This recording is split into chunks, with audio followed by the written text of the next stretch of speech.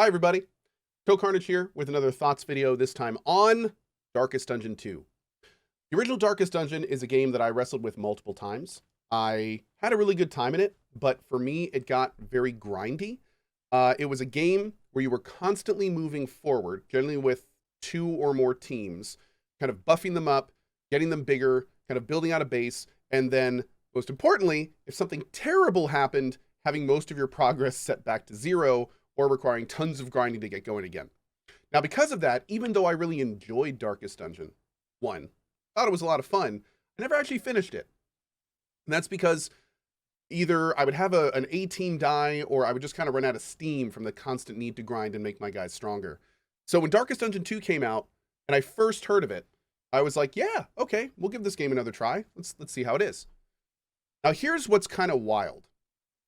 Darkest Dungeon 2 takes everything I like about Darkest Dungeon 1 and puts it in a framework that I feel works significantly better for the type of game this is.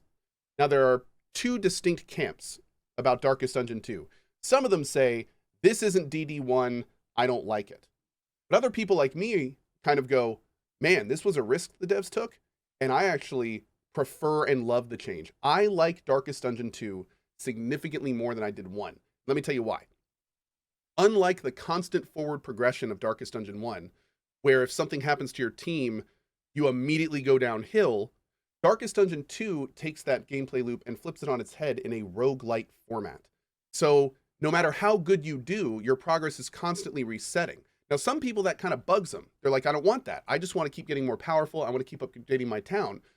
But for me, that opens up this whole new realm of freedom. I can experiment with party comps I'd never normally use and die, and it's okay. I can take risks or do things that I wouldn't normally because, hey, guess what? If I die, I'll just do it again with a new party. Even if I win, I have to start over anyway. So it allows this level of freedom to experiment with this super difficult, super RNG-based game and not have to necessarily suffer if you don't know. Now, here's another thing.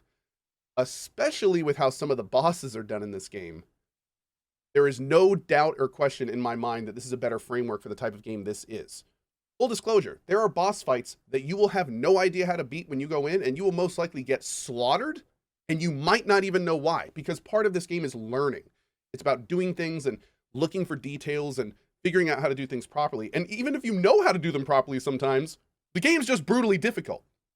So it's all about kind of the gameplay loop of that roguelite where it keeps feeding into itself. There's a developed metagame, so even if you fail, you get a meta currency that allows you to increase your power. You can focus it in different items, making characters stronger that you like, unlocking new abilities, or even characters in general at the beginning.